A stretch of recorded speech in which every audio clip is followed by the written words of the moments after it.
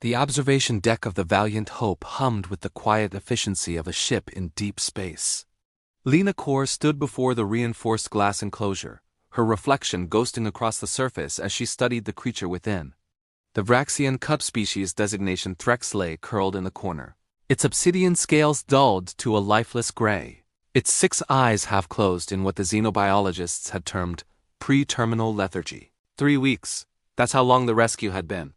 3 weeks since the human salvage crew had found the cub floating in the wreckage of a Vraxian war cruiser, the only survivor of what appeared to be a catastrophic reactor breach. 3 weeks of trying everything in the known galaxy to get the creature to eat. The Galactic Council had been less than helpful. Let it die, the Xanthari ambassador had said, their crystalline form refracting cold light. The Vraxians are apex predators, obligate carnivores. Without its pack to teach it the hunt, it cannot survive. The Korvathi representative had been more diplomatic but equally pessimistic. Humans, your compassion is admirable but misplaced. Vraxian young imprint on their mothers through feeding rituals. Without that imprint, the cub's instincts remain dormant.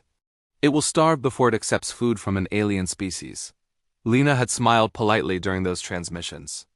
Then she'd muted the channel and gotten to work. The problem was simple. Threx wouldn't eat because he didn't recognize anything offered as food.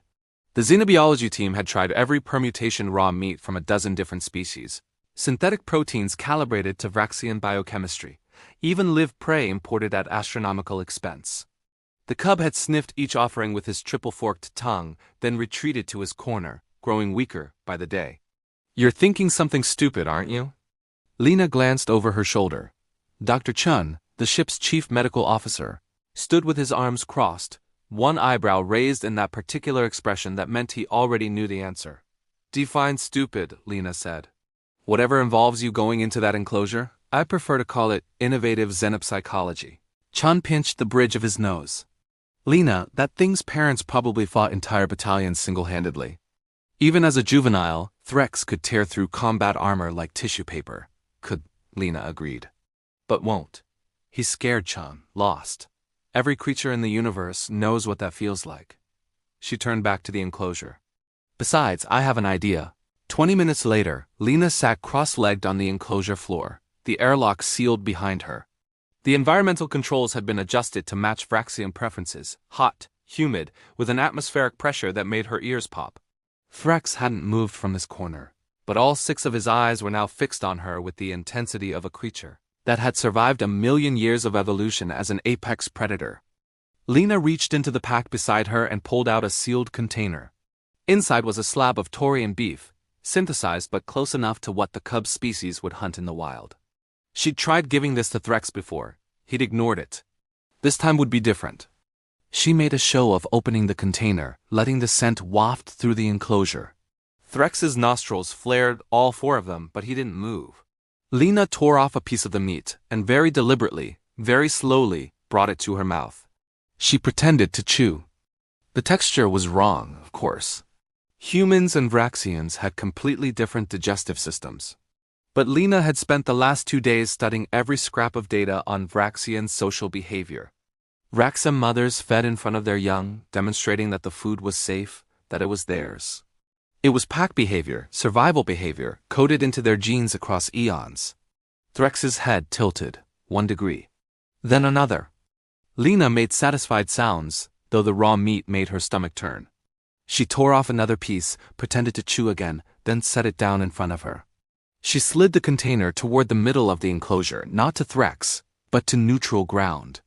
Then she waited. Seconds stretched into minutes.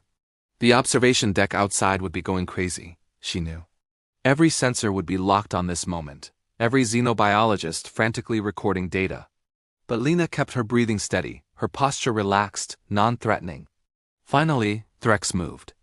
It was barely perceptible at first, a shift of weight, a subtle extension of one clawed limb, then another. The cub crept forward with the caution of a creature that had learned the universe was dangerous, that trust was a luxury predators couldn't afford. He stopped halfway, eyes locked on Lena. She tore off another piece of meat and ate it, maintaining eye contact. In Vraxian body language, direct eye contact wasn't aggression, it was pack acknowledgement. "I see you. You see me. We are together." Threx took 3 more steps.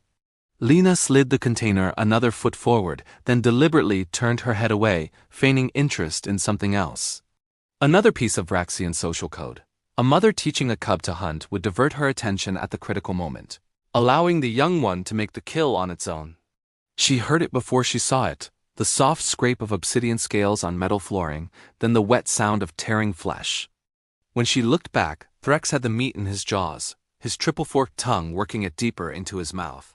His eyes never left her, but there was something different in that gaze now. Not trust, not yet, but recognition. You are like mother. You know the way. Lena fought the urge to smile too broadly. Instead, she tore off another piece for herself, pretending to eat alongside him. Threx matched her pace, his feeding becoming more confident with each bite. By the time the container was empty, the cub had moved within arm's reach. His scales had already begun to brighten, shifting from dull gray to a deep, healthy black that seemed to absorb the light around him. He was still emaciated, still weak, but there was life in those eyes now. Threx made a low, rumbling chirp that the database would later identify as a contentment call, typically reserved for packmates. Lena reached out slowly, palm up, non-threatening. The cub sniffed her hand with all 4 nostrils, his tongue flicking out to taste her scent. Then, in a gesture that would baffle xenobiologists for months to come, Threx gently pressed his snout against her palm. "Yeah," Lena whispered. "I know, I miss my family too." Outside the enclosure, Dr. Chen was already on the come with the Galactic Council, his voice carrying a smugness that only humans seemed to manage. "So, about that impossible survival scenario you mentioned, double quotes, the Zendari ambassador's response was a long, crystalline chime that the translator struggled to interpret, but that probably meant something like how. Chun grinned. Because humans are really, really good at pretending. And sometimes that's all it takes to teach someone how to live. Inside the enclosure, Lena opened another container of meat. This time she didn't have to pretend. Threx ate eagerly, his strength returning with every bite, his scales gleaming like polished night. And when he was done, the predator cub curled up beside the human, his massive head resting against her leg, content in the knowledge that he was no longer alone. Neither was she. Retriclod can make mistakes. Please double-check responses.